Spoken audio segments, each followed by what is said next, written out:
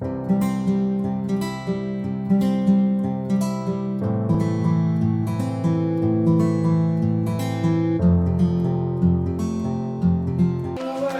of you to host a seminar on SEO techniques under the guidance of Sir Manmohan Singla. So these are my content highlights for SEO techniques. So we're gonna begin with what is SEO, then different search engines and market captures, then what is SERP, then we're gonna learn about Google algorithms, types of SEO, SEO techniques, and SEO strategy for 2021. So let's begin with the seminar. So here, what is SEO? So SEO generally stands for Search Engine Optimization. SEO is the process of taking steps to rank a website on a search engine result page. Search engine result page, SERP means Search Engine Result Page. So basically, why we need a SEO? SEO is required to rank our website higher. Which search engines? These are some of the search engines we need to rank on them. So these are the various kinds of search engines.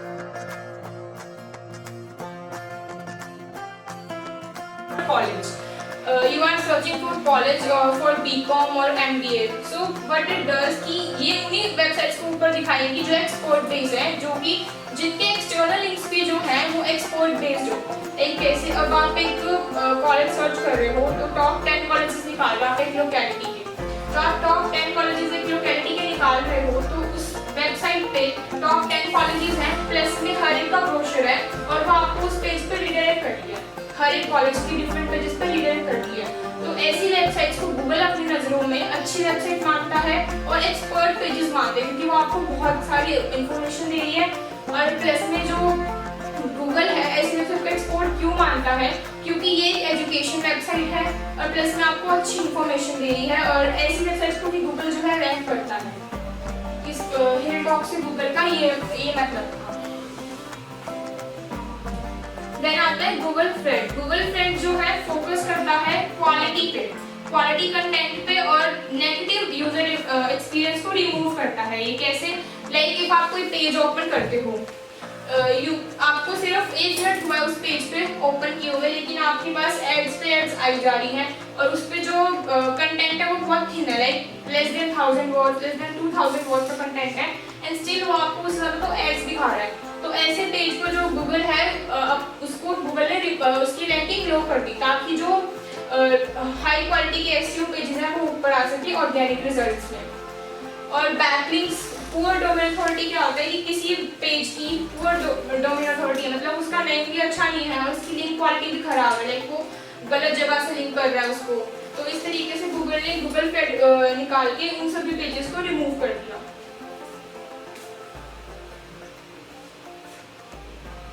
Then here comes Google Pigeon. So Google Pigeon का basically matter क्या था? अब आप Pigeon नाम से जान सकते हो कि यूज एज अ लोकेशन। सो इसका मेनली मोटिव क्या है कि लोकल बिजनेस की वेब प्रेजेंस को स्ट्रॉन्ग करना चाहता था और उन्हें कम्प्लीटली रैंक करवाना चाहता था अपने पेज पे। तो गूगल ने क्या इंट्रोड्यूस किया? Google pigeon. गूगल पिजन क्यों किया? क्योंकि वो चाहते कि अब जैसे आप अपने यहाँ पे खड़े हो, आप अपना नियर भी सर्च करोगे तो गूगल कहते हैं कि आप अपनी लोकेशन ऑन करो। सो वो लोकेशन पे ये इफेक्ट करता है। कैसे? पहले गूगल आपको 7 दिखाता था, लाइक 7 रिजल्ट्स सबसे टॉप में पहले वो आपको 10 रिजल्ट्स दिखाता था कि आपके नियर ये 10 रेस्टोरेंट्स हैं, लेकिन फिर गूगल ने क्या किया, उसको वो 7 पे ले आया, लाइक वो आपको 7 रिजल्ट्स दिखाने लग गया कि आपके नियर में ये है। लेकिन अब गूगल ने क्या किया, वो आपको बिल्कुल नियर दिखाता है, लाइक 3 दिखाता है कि आपके लाइक अब आप अर्बन स्टेट में हो तो आपके बिल्कुल नियर क्या है, वो आपको जस्ट 3 रिजल्ट्स दिखाएगा टॉप में। उसकी आपको अगर बाकी के रिजल्ट्स देखने हैं तो आपको उसके लिए मोड या रीड मोड भी क्लिक करना पड़ता है। देन आता है गूगल रैंक ब्रेक। अब गूगल रैंक ब्रेक का बेसिकली क्या था कि एक साइट को, एक कंप्लीट साइट को रैंक कराने के लिए उसके पास क्या फैक्टर्स होने चाहिए। तो वो फैक्टर्स क्या थे? ड्वेलिंग टाइम, बोनस रेट और ऑर्गेनिक सीपीआर, बाउंस रेट। सो बाउंस रेट क्या होता है? बाउंस रेट जनरली क्या होता है कि एक यूजर एक साइट पे कितनी देर तक रुक रहा है। इफ आपका बाउंस रेट ज्यादा है तो आपकी जो वेबसाइट है वो पुअर कंसीडर की जाती है। सिमिलरली ड्वेलिंग टाइम, लाइक वो कितना उसी वेबसाइट के अंदर घूम रहा है, किस पेज से उस पेज पे जा रहा है, तो वो होता है आपका ड्वेलिंग टाइम। देन आता है ऑर्गेनिक सीपीआर। ऑर्गेनिक सीपीआर यानी क्लिक थ्रू रेट कितना है आपके पेजेस पे, कितना आपका ये अभी हम आगे वाली स्लाइड्स में पढ़ेंगे कि डीपली की एग्जैक्टली होता क्या है। देन आता है बाउंस रेट। सबसे पहले बाउंस रेट क्या होता है कि एक यूजर आपकी साइट कितनी जल्दी लीव करके जा रहा है। सो अब आपका अगर बाउंस रेट जो है जितना कम होगा उतना आपके लिए अच्छा होगा, और जितना हाई होगा उतना आपके लिए पुअर होगा। तो आपको अगर कोई कहे कि आपका बाउंस रेट इंप्रूव करना चाहिए आपको, तो इसका मतलब है बाउंस रेट डिक्रीज करना चाहिए आपको अपना बाउंस रेट। ऐसा क्यों? जितना ज़्यादा हाई होगा गूगल की नज़रों में आपका रेट उतनी पुअर है। क्यों? क्योंकि यूजर जल्दी लीव करके जा रहा है आपकी साइट को। देन आता है ड्वेलिंग टाइम। ड्वेलिंग टाइम मतलब क्या होता है कि इट मीन्स टाइम मतलब person spends on your website. Similar to bounce rate है लेकिन डिफरेंस है। कैसे? एक पेज पे नहीं, मतलब आप एग्जैक्टली कितना टाइम वो आपकी वेबसाइट को एक्सप्लोर करने में लगा रहे हैं कि आपका यहाँ पे कंटेंट है, यहाँ पे आपका ब्रोशर है, उसने क्या क्या चीज़ें ओपन करी हैं उस वेबसाइट के अंदर, उस कंप्लीट पेज के अंदर, कितने एक्सटर्नल लिंक्स पे गया है वो, कितने इंटरनल लिंक्स उसने फॉलो किए हैं, ये सब होता है आपका ड्वेलिंग टाइम। देन आता है ऑर्गेनिक सीटीआर। अब ऑर्गेनिक सीटीआर की क्लिक थ्रू रेट, अब इसका भी टेक्निक होती है मैथमेटिकल। लाइक सबसे पहले कि आपकी इम्प्रेशन कितने हैं। इम्प्रेशन कैसे? हमने अभी सर्च इंजन रिजल्ट पेज देखा था, उस पे जो रिजल्ट आते हैं उसमें आपकी वेबसाइट कहाँ है। लाइक सपोज रैंक नंबर 2 पे है, तो आपका यूजर इंप्रेशन बनता है उससे कि आपका कितने पे आई और कितने यूजर्स ने रैंक नंबर 2 की वेबसाइट्स को देखा। देन उसके बाद आता है आपका और क्लिक थ्रू रेट। उस रैंक 2 पे देख के वो आपकी वेबसाइट के अंदर गया। कैसे? क्लिक थ्रू रेट से, मतलब क्लिक करके अंदर गया। इंप्रेशन की वो आपको सर्च इंजन रिजल्ट पेज पर उसको टॉप पे दिख रही है, मतलब कितना इंप्रेशन बढ़ रहा है उस पर, और उसके बाद उसको क्लिक करके CTR की क्लिक थ्रू रेट से वो उसके अंदर गया। If you want to improve your click through rate or impression, so you need to use bullet points and numerical to describe your content. Why? That we will see in meta title and meta description, but you need to use bullet points because bullet points जो होते हैं जब आप ऐसे एक structure वे में लिखते हो तो यूजर के लिए इजी होता है उसे पढ़ना। एक आप मैथमेटिक्स के फॉर्मूले सर्च कर रहे हो और किसी ने उनको बुलेट पॉइंट्स में डाल रखा है, सो आपके लिए बहुत इजी होगा। आपको लगेगा कि इसने इतनी इन्फॉर्मेशन मुझे बाहर दे रखी है, फिर मुझे और फॉर्मूलाज मिल जाएंगे, तो आप उस वेबसाइट को क्लिक करके उसके अंदर में जाने की सोचोगे। सो ये आपका यूजर इंटरफेस अच्छा करती है। देन आता है types of SEO. Like on page, of page, दो टाइप्स के एसईओ होते हैं।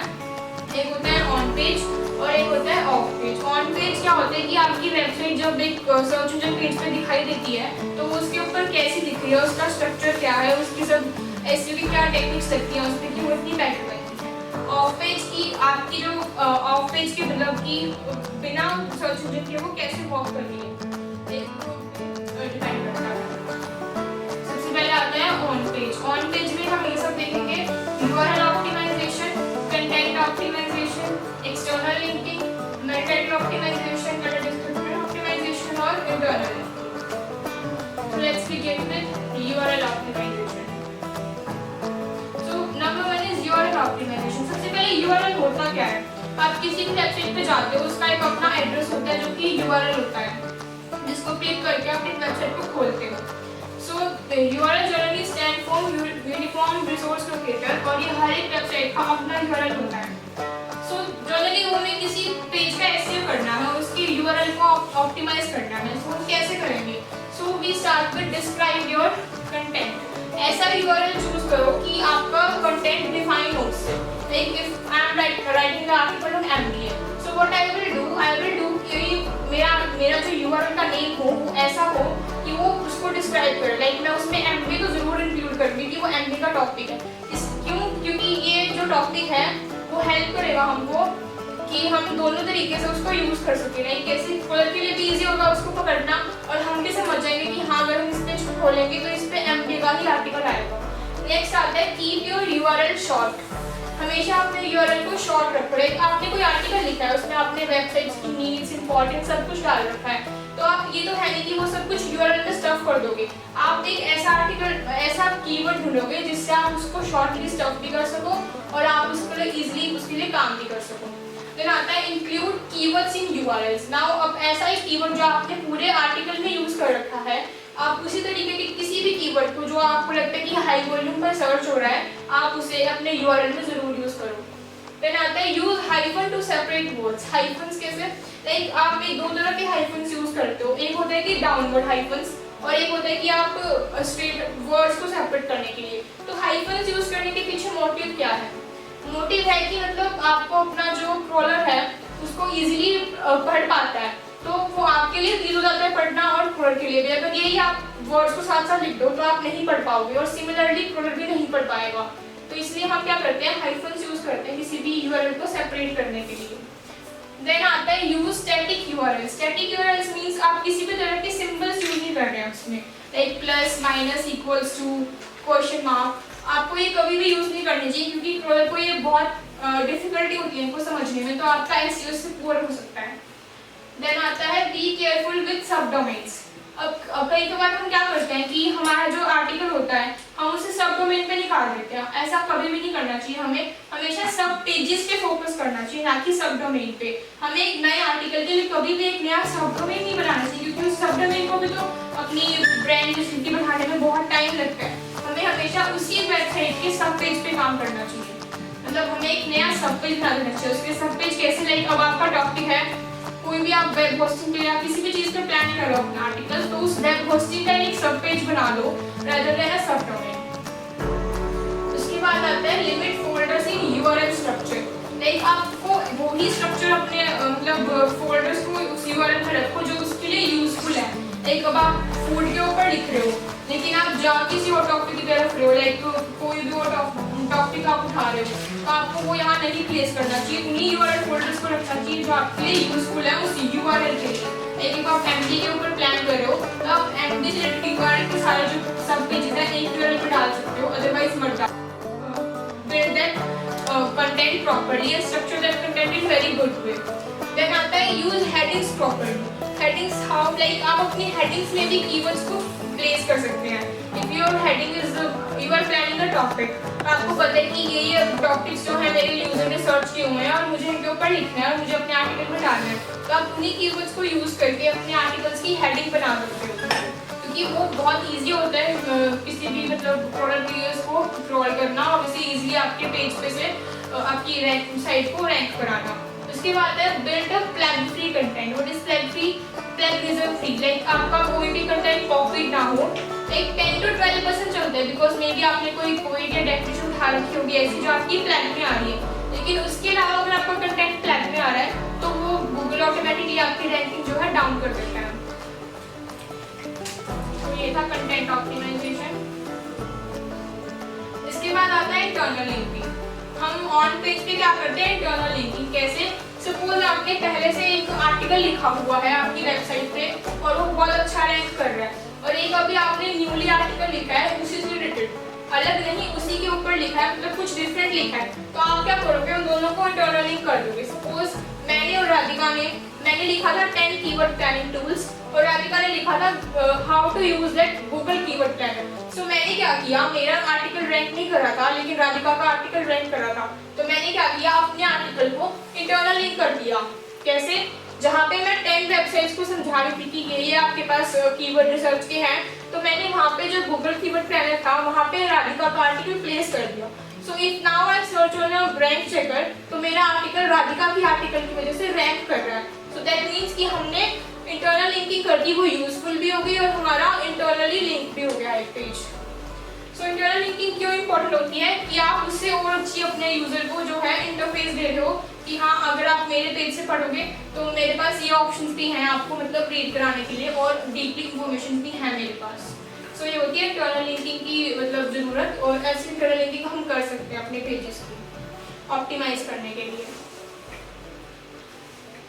Next is external linking. Now why we need external linking? सबसे पहले एक्सटर्नल लिंकिंग होती क्या है कि वेबसाइट ए और वेबसाइट बी, तो डिफरेंट वेबसाइट्स हैं, हमें उनको लिंक करना है। लाइक हमें उनको लिंक क्यों करना है? क्योंकि मे बी वेबसाइट ए के पास बहुत अच्छा ट्रैफिक है उस टॉपिक के ऊपर, लेकिन वेबसाइट बी के पास नहीं है। तो वेबसाइट बी क्या चाहती है कि उसने सब कुछ कर लिया, कंप्लीट ऐसी टेक्निक्स लगा ली, लेकिन फिर भी उसकी जो है बैकलिंकिंग अच्छी नहीं है और उसकी रैंकिंग गिरती जा रही है, तो वो क्या करेगी, वेबसाइट ए से अपने आप को लिंक कराने की ट्राई करेगी। और जब वो वेबसाइट ए से वेबसाइट बी को लिंक कर दोगे तो दोनों में से जो भी मतलब आपकी अच्छी नहीं होगी वेबसाइट, उसके पास भी कुछ % ट्रैफिक तो जाएगा।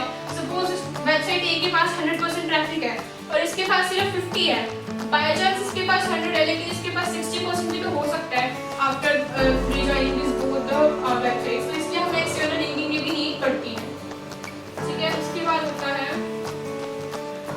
ऑप्टिमाइजेशन। अब आप अगर आप कोई भी आर्टिकल बिल्ड करते हो तो इमेज सबसे इम्पोर्टेंट होती है।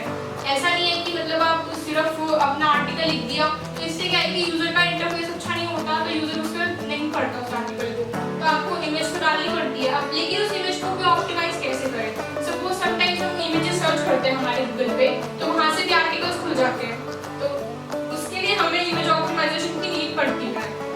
तो उसके सबसे पहले रीसाइज योर इमेज। लाइक आपके इमेज जो है ज़्यादा हाई पिक्सल्स की भी नहीं होनी चाहिए और ज़्यादा लेस पिक्सल्स की भी नहीं चाहिए कि वो यूजर इंटरफेस से बिगाड़ दे। तो आपको एक प्रॉपर साइज की इमेज अपनी उसके लिए यूज़ करनी चाहिए, जिससे क्या है कि वो लोड होने में ज़्यादा टाइम नहीं लगाएगी और इजीली लोड होगी तो आपका जो यूजर है वो इतना ज़्यादा आपके पेज पे बना रहेगा। देन आता है pick the right format. Format यानी कि आप अपनी इमेज जो है जेपीईजी, पीएनजी इन सभी फॉर्म्स में डाउनलोड करते हैं। सो बेसिकली इफ आपको अपनी वेबसाइट पे कोई भी इमेज डालनी है तो वो जेपीईजी फॉर्मेट में होनी चाहिए।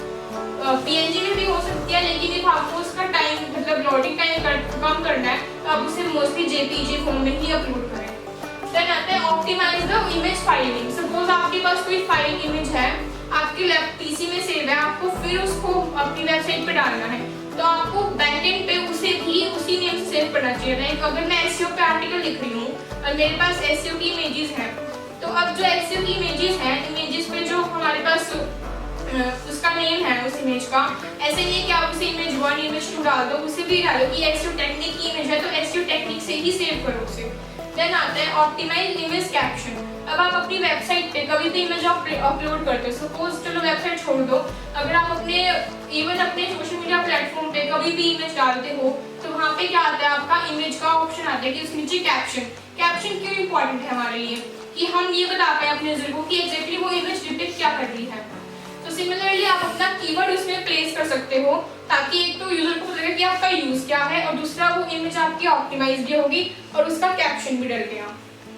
देन आता है इमेज का टाइटल। टाइटल होता है कि जो इमेज के बैक एंड पे रन करता है। लाइक टाइटल ये होता है कि आपकी इमेज है उसका टाइटल नेम है एक वेबसाइट के ऊपर, तो आपको उसे भी ऑप्टिमाइज करना पड़ता है। क्यों? क्योंकि समटाइम्स आपकी इमेज शो नहीं होती तो आपको क्या करना पड़ता है, वो टाइटल जो दिखता है वो भी आपका जो है कलर उठा लेता है उस पेज को भी, लेकिन कैसे? क्योंकि आपकी जो इमेज है उसके बैक एंड पे वो रन हो रहा है आपका, लाइक वो कीवर्ड रन हो रहा है और प्लस में वो इमेज का जो टाइटल है वो भी रन हो रहा है। उसके बाद आते हैं यूज ऑल टैग्स। तो ऑल टैग्स बेसिकली किस लिए यूज होते हैं? लाइक जो गूगल ने वो यूज किया हुआ है कि जो बंदे नहीं पढ़ सकते तो उसके लिए गूगल स्पीक करता है। सो उसमें क्या होता है कि ऑल टैग्स होते हैं इमेज के, वो इमेज को देख सकते हैं ब्लाइंड पीपल्स, तो उसके लिए ऑल टैग्स यूज करता है गूगल। और उसमें भी अगर आप अपना कीवर्ड प्लेस कर दोगे तो गूगल क्रॉलर जो है वो उसको इजीली उठा लेगा। देन आता है यूज हाइफन्स। जैसे हमने अपने यूआरएल में हाइफन्स लगाए थे वैसे हमें अपने इमेज के जो ये ऑल टैग्स है, इमेज कैप्शन है या टाइटल टैग है, इनके अंदर भी हमें क्या करना चाहिए, हाइफन्स का यूज करना चाहिए। हाइफन्स यूज करने से क्या होता है कि क्रॉलर के लिए वो और भी इजी हो जाता है तो अब आपके पेज को रिकॉग्नाइज करना। देन आता है ऑफ पेज ऑप्टिमाइजेशन। अब ऑफ पेज ऑप्टिमाइजेशन ये सारे पार्ट्स कवर करता है। सबसे पहले है social media marketing, then email marketing, blogging, link building, backlinking, domain authority, page authority, bookmarking और classified submission. So let's begin with social media marketing. So what is social media marketing? हम सभी करते हैं डे टू डे लाइफ में। अपनी social media platforms बहुत सारे हैं और हम सब यूज करते हैं, लाइक फेसबुक है, इंस्टाग्राम है, ट्विटर है and there are many more जो हम सब डेली लाइफ में अपने यूज करते हैं। तो इससे हमारी मार्केटिंग क्या होती है? अब जो एसईओ से है ना वो डायरेक्टली लिंक नहीं है हमारी सोशल मीडिया मार्केटिंग। ऐसा क्यों? क्योंकि हम इस पे कुछ भी शेयर करते हैं।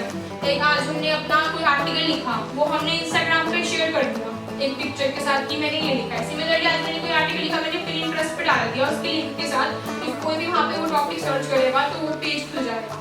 सो अब होता क्या है कि सर्च इंजन को दिख रहा होता है, लाइक गूगल देखता है, इस गूगल अपनी एडवर्टीजमेंट हम गूगल पे कुछ सर्च करते हैं वो क्वेरी उस पर डाल सकता है कि मतलब उस रिलेटेड एड्स में दिखा सकता है, तो वो ये भी तो दे सकता है ना कि हम क्या क्या पोस्ट कर रहे हैं और वो यूजर कितना लाइक कर रहा है, तो वो भी ये भी देखता है। तो वो क्या करता है, हमें रैंकिंग कराने में हेल्प करता है, लाइक कितनी हमारी सोशल मीडिया प्रेजेंस है और वो उसको देख के हमें रैंक कराने में हेल्प करता है। नेक्स्ट है ईमेल मार्केटिंग। अब ईमेल मार्केटिंग में क्या होता है? ईमेल मार्केटिंग क्या होती है? आप सभी ईमेल यूज करते हैं, अपना जीमेल अकाउंट सबका है, तो उसमें क्या होता है कि वो आपको एक मैसेज डिलीवर करता रहता है। लाइक आप कोई भी है, इफ आप किसी फ्लिपकार्ट से, अमेज़न से कुछ भी बाय करते हैं तो वो टाइम टू टाइम डे के अकॉर्डिंग ऑफर्स निकालते हैं। तो वो ऑफर्स आप सबको दिखाई देते हैं। कैसे पता लगता है आपको ऑफर्स? अपनी मेल के थ्रू, क्योंकि आपने उनको अपनी मेल सबमिट की हुई है। तो वो क्या करते हैं, आपको उन्हीं के रिलेटेड आपको टॉपिक्स दिखा देते हैं कि ये हमारे मतलब आज हमारी ये ऑफर्स निकले हुए हैं और आपको कुछ बाय करना है तो आप कर सकते हैं। कभी कभी आपको कुछ बाय नहीं करना होता तो भी आप उस पेज को खोल के चेक करते हैं कि हाँ आज ये ऑफर निकला हो और कितने क्या इसके प्राइस चेंजेस हैं। सो सबसे पहले हम कैसे इसे ईमेल मार्केटिंग को यूज कर सकते हैं। सबसे पहले आता है boost your content through email. कैसे? लाइक आपने कोई कंटेंट लिखा है और आपके पास एक यूजर लिस्ट है कि हाँ ये यूजर्स में डेली मेरी वेबसाइट से पढ़ते हैं। तो समवेयर आपने अपनी वेबसाइट पे उनका कभी लोग जीमेल या कुछ सेव किया होगा तो आप उसको यूज करके उनको अपना कंटेंट रीड करा सकते हैं। ठीक है। देन आता है अर्न बैकलिंक्स थ्रू ईमेल। आप अपनी ईमेल से भी बैकलिंक मतलब ऑन कर सकते हैं। कैसे? लाइक आपको पता है कि ये मतलब जो कुछ पेजेस हैं, लाइक कुछ पेजेस हैं जो बहुत अच्छा रैंक कर रहे हैं, जिनके अथॉरिटी काफी अच्छी है ऑलरेडी। तो आप क्या कर सकते हैं, अपना कंटेंट, वो ये तो है नहीं कि खुद आके आपका कंटेंट देखेंगे, वो क्या करेंगे कि मतलब अपना आपका जो कंटेंट है आपको उन तक पहुंचाना पड़ेगा। कैसे पहुंचाओगे? Through mail. आप उन अथॉरिटी को मेल कर सकते हो कि आप मेरा कंटेंट रीड करिए, इफ आपको अच्छा लगता है तो आप अपने पेज पे उसे पब्लिश करिए। तो इस तरीके से आप अपनी प्रेजेंस बढ़ा सकते हो और मे बी आपको बैकलिंकिंग मिल जाए उनसे, वो आपके कंटेंट पे डिपेंड करता है। फिर आता है क्रिएट सेगमेंटेड ईमेल लिस्ट। कुछ ईमेल्स ऐसे होते हैं जो आपके पास एक लिस्ट है, वो उन सभी पब्लिक्स के लिए नहीं होते, लाइक उन्हें उनमें इंटरेस्ट नहीं होता पढ़ने में। कुछ ऑडियंस ऐसी भी होती है, तो आप सेगमेंटेड लिस्ट बनाओ अपने हर एक कंटेंट के लिए कि हाँ ये जो है ये पढ़ेगा और ये यूजर जो है वो नहीं पढ़ेगा। तो आप क्या कर सकते हो, उससे अपनी ऑडियंस की नीचे मतलब अच्छी कर सकते हो और जो मतलब एक्स्ट्रा ऑडियंस को रिमूव भी कर सकते हो, जिससे आपकी जो है प्रेजेंस पे, क्योंकि इफ आपकी ऐसी ऑडियंस भी डाल दोगे, मे बी उसने खोल भी लिया हो ईमेल हो या फिर वो वेबसाइट, तो उससे आपको एक इशू होगा क्योंकि आपका अकाउंट से इफेक्ट पड़ेगा। उनका तो कुछ होगा नहीं क्योंकि उन्होंने तो जस्ट देखा कि हाँ मुझे ईमेल आया था, मैंने खोल के देख लिया। तो इस तरीके से आप अपनी राइट ऑडियंस को टारगेट कर सकते हो। उसके बाद आता है make newsletters and important information public. Like कैसे? आपके पास एक आर्टिकल है, आपने लिखा होगा ऑलरेडी एक आर्टिकल, लेकिन आपको जैसे आपको कभी भी एक न्यूज़ पढ़ते हो तो उसका क्या होता है, उस न्यूज़ का पहले एक लेटर बना होता है, आप न्यूज़पेपर पढ़ते हो तो उसकी एक हेडिंग बनी होती है कि हाँ ये जो नीचे न्यूज़ है वो ये डिपिक्ट कर दिया है। तो आप अपना ऐसा न्यूज़ हेडिंग या इंपॉर्टेंट इन्फॉर्मेशन एक ईमेल में पहले टाइप कर सकते हो और नीचे उसका रीड मोर करके लिंक ड्रॉप कर सकते हो, जिससे क्या है कि आपकी न्यूज़ जो है अगर ऊपर अच्छी लिखी होगी तो यूजर जो है उस फनल में जाएगा, मतलब उस चीज़ पे क्लिक करके आपकी वेबसाइट पे उस कंटेंट को रीड करने पहुंचेगा। तो ये होता है ईमेल का ऑप्टिमाइजेशन का दूसरा मेथड। एक होता है आस्क फॉर फीडबैक। लेकिन आपने कोई किसी क्लाइंट के लिए या फिर कोई भी अपने यूजर के लिए एक आर्टिकल आपने सबको सेंड किया तो उनको कभी आपने रीड किया है तो हमें एक फीडबैक फॉर्म दो। फीडबैक फॉर्म कभी भी नहीं चाहिए कि आपको टाइप कराना पड़े, हमेशा एमसीक्यू फॉर्म्स में, लाइक आपको अच्छा लगा, आपको कितना इसमें मतलब इन्फॉर्मेशन मिली, इस तरीके से एक एमसीक्यू क्वेश्चन बेस होना चाहिए जिससे आप अपना यूजर से फीडबैक ले सकते हो। तो ये होता है ईमेल मार्केटिंग और ये इसकी टेक्निक्स की जो कि हम ऑप्टिमाइज कर सकते हैं इस तरीके से। अब आते हैं ब्लॉगिंग करके हम कैसे ऑप्टिमाइज कर सकते हैं किसी भी अपने एसईओ को। सिमिलरली ब्लॉगिंग भी कोई एसईओ से डायरेक्टली लिंक नहीं करती है, लेकिन आप कैसे इसे यूज कर सकते हो अपने एसईओ की टेक्निक में। लाइक अब मैंने आपको वेरियस सर्च इंजन्स दिखाए थे, तो अब आप कभी भी उन पर जाओगे, मतलब कोई भी आर्टिकल टाइप करोगे, रिलेटेड कीवर्ड्स हो गया, कुछ भी हो गया, तो आपको उनके ऊपर ब्लॉग लिखे दिखाई देते हैं। तो वो क्या कर रहे हैं, अपनी ब्रांड विजिबिलिटी बढ़ा रहे हैं उस चीज से। कैसे? लाइक इफ आपका कोई फूड का बिजनेस है, आपके पास बेशक मे बी यूजर आपके बारे में सिर्फ सर्च कर रहा है, उससे मतलब इससे मतलब ये कि आपके पास क्या प्रोडक्ट अवेलेबल है क्या नहीं। उसने क्या किया कि 10 वेजिटेरियन रेस्टोरेंट्स इन हिसार, आपने क्या कर रखा है, आपका एक वेबसाइट है, आपने उस पर उन 10 के बारे में लिख रखा है कि हाँ हमारे हिसार में ये रेस्टोरेंट्स हैं। तो उससे क्या है कि अब यूजर आपका नहीं पढ़ेगा कि हाँ भाई इसने लिख रखा है अपने आर्टिकल पे। तो अब क्या होगा उससे आपके लिए कि जो आपकी ब्रांड की विजिबिलिटी है वो बढ़ेगी। तो अब यूजर को नेक्स्ट टाइम जब यूजर सर्च करेगा कि हाँ ये फूड प्रोडक्ट है, ये हमारे पास टेक्निक्स है, तो वो क्या देखेगा, उस ब्रांड के बारे में सर्च करेगा कि हाँ हमारे पास वो ब्रांड थी, उसने इस बारे में लिख रखा था और काफी अच्छा लिख रखा था। तो इस तरीके से हम अपनी ब्लॉगिंग से भी ऑफलाइन मतलब जो प्रेजेंस है एक बिना उसके बढ़ा सकते हैं, एक ब्लॉग लिख के भी। देन आता है बैकलिंकिंग और लिंक बिल्डिंग। अब बैकलिंकिंग और लिंक बिल्डिंग क्या होती है? सो बैकलिंकिंग क्या होते हैं? ऐसे इनबाउंड लिंक्स होते हैं जो कि वन वे लिंक्स होते हैं, एक एक्स्ट्रा लिंक्स नहीं होते लेकिन वन वे लिंक्स होते हैं जो कि हम गूगल की वेबसाइट्स पर डाल देते हैं। कैसे?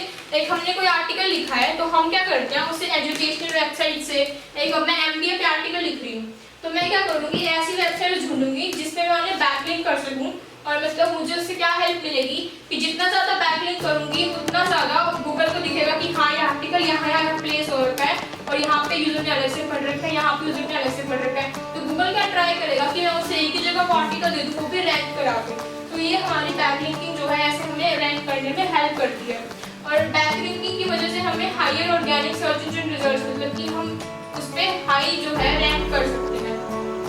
ठीक है, उसके बाद आता है another technique is domain authority. अब डोमेन अथॉरिटी क्या होती है कि आपका जो वेब पेज का नेम होता है, लाइक अब अमेज़न है, अमेज़न क्या है, amazon.com एक पूरा डोमेन नेम है, अमेज़न जो है उसका डोमेन नेम है।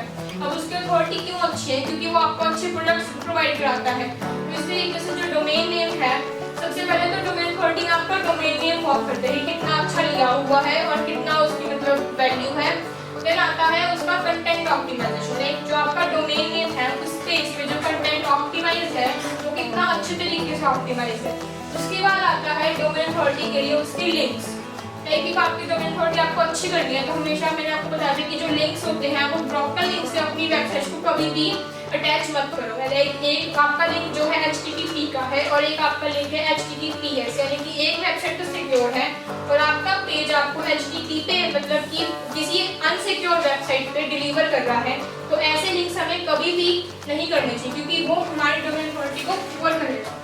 फिर आता है मोबाइल फ्रेंडलीनेस, लाइक जो भी आपका डोमेन अथॉरिटी है वो मोबाइल पे, लाइक अमेज़न है, आप अगर उसे गूगल पे खोल लोगे आपको तो भी वो उतना ही अच्छा इंटरफेस देता है, पर सिमिलरली अगर आप उसे मोबाइल पे यूज करते हो तो वो आपको उतना ही अच्छा इंटरफेस प्रोवाइड करता है, कोई चेंज नहीं होता उसके इंटरफेस में। तो ये क्या करता है, आपकी डोमेन अथॉरिटी को इम्प्रूव करता है। दूसरा होता है किसी भी चीज़ की लोडिंग स्पीड, एक आप अपनी पेज पर लोड कर कितनी देर में होता है। जनरली अगर आपका पेज बहुत टाइम ले रहा है, लाइक 5 to 6 सेकंड से ऊपर ले रहा है, तो यूजर के लिए वो अच्छा नहीं मानते क्योंकि आजकल सब कुछ फास्ट चलता है तो यूजर को भी आपका पेज जो है फास्ट चाहिए होता है। तो सिमिलरली होता है सोशल मीडिया। अब आपकी कितनी प्रेजेंस है उस डोमेन से, लाइक अमेज़न है, हर जगह एडवर्टीजमेंट करता है, कहाँ पे, इंस्टाग्राम पे अपने प्रोडक्ट्स मतलब कंटेंट निकालते रहते हैं कि हाँ आज ये प्रोडक्ट सेल में है, तो उसकी एडवर्टीजमेंट आपको दिखाई देती है। तो इस तरीके से उसने अपनी अथॉरिटी बिल्ड कर रखी है। सिमिलरली ब्लॉग पोस्टिंग, लाइक वो अपने प्रोडक्ट्स के बारे में ब्लॉग पोस्ट क्रिएट करना कि हाँ मेरे पास ये प्रोडक्ट है तो मैंने मतलब उसके बारे में डिस्क्राइब करना कि इसके यूज क्या है, ये कहाँ का यूज हो सकता है। फिर आता है गेस्ट पोस्टिंग। अब गेस्ट पोस्टिंग कैसे, मतलब आप तो अपने पेज पे पोस्ट कर ही रहे हो लेकिन कोई और यूजर जो आपके अपना प्रोडक्ट आपके पेज पे पोस्ट करे जो कि फिलहाल हाई इन डिमांड है, तो वो क्या आपको हेल्प करेगा अपनी डोमेन अथॉरिटी बढ़ाने, क्योंकि आपके साथ पार्टनरशिप कर ली कि हाँ मेरे यहाँ पे एज ए गेस्ट आप पोस्ट कर सकते हो, तो उसके पास भी कुछ ट्रैफिक होगा और आपके पास ऑलरेडी ट्रैफिक है ही, तो वो आपको हेल्प करेगा अपनी अथॉरिटी और अच्छे से बिल्ड करने में। उसके बाद आता है पेज अथॉरिटी। अब पेज अथॉरिटी क्या होनी चाहिए आपकी, हमेशा मतलब मैं नहीं कहूँगी 100 होनी चाहिए लेकिन कुछ लेवल पे अच्छी होनी चाहिए, लाइक 60 to 70% तो एटलीस्ट अच्छी होनी चाहिए। क्यों होनी चाहिए?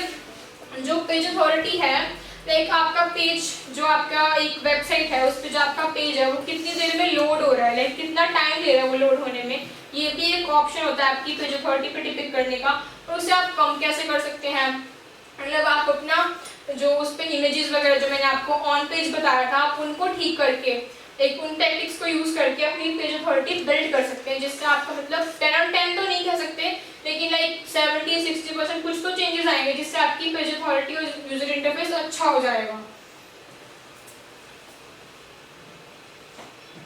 उसके बाद आता है बुक मार्किंग। अब बुक मार्किंग से जनरली माइंड में ये आता है कि जो गूगल पे हम आर्टिकल्स रीड करते हैं हम उसे बुक मार्क कर लेते हैं, हमारे मतलब ऊपर बुक मार्किंग का ऑप्शन होता है हम बुक मार्क कर लेते हैं, लेकिन जनरली बुक मार्किंग सिर्फ उसी से बिलोंग नहीं करती है। एक होता है social book marking. Social book marking like अब आपने कोई ब्लॉग लिखा है, अब आप अपने ब्लॉग को ऐसे पेजेस पे ऐसे सोशल मीडिया प्लेटफॉर्म्स पब्लिश कर रहे हैं जहाँ से वो बुक मार्क हो सकता है, पढ़ सकते हैं लोग उसको। एक अब आपने कोई आर्टिकल लिखा उसे आपने कोरा पे डाल दिया, पिनिंटरेस्ट पे डाल दिया, लाइक ट्विटर पे डाल दिया, तो इससे क्या हो रहा है, आपकी सोशल बुक मार्किंग, लाइक आपके आर्टिकल की सोशल प्रेजेंस बढ़ रही है।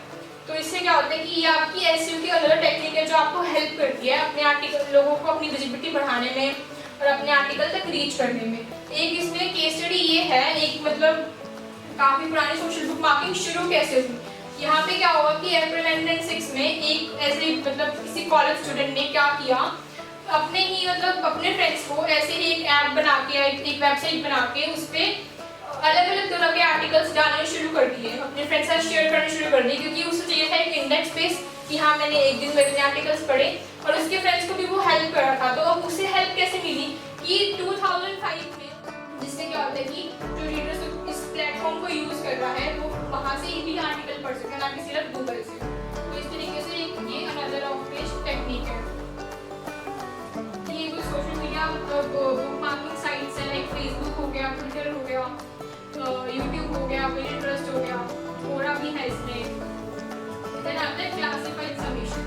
Now what is classified submission in off-page SEO activity? To collect high domain authority backlink software website. अब क्या होता है कि हमने सब कुछ देख लिया, लेकिन अभी भी हमें लगता है कि हमारी प्रेजेंस कहीं ना कहीं कम है, तो हम क्या करते हैं अपनी मतलब SEO टेक्निक को अच्छा करने के लिए हम फ्री क्लासिफाइड सबमिशन, यानी कि एक तरीके की एडवर्टीजमेंट ही होती है, जो पेजेस अच्छे रैंक कर रहे होते हैं, लाइक आउटसाइड पेजेस होते हैं जो काफी अच्छे रैंक कर रहे होते हैं, और वो आपको फ्री में ऑप्शन देते हैं एडवर्टीजमेंट लगाने का अपनी वेबसाइट का या अपने ब्लॉग का।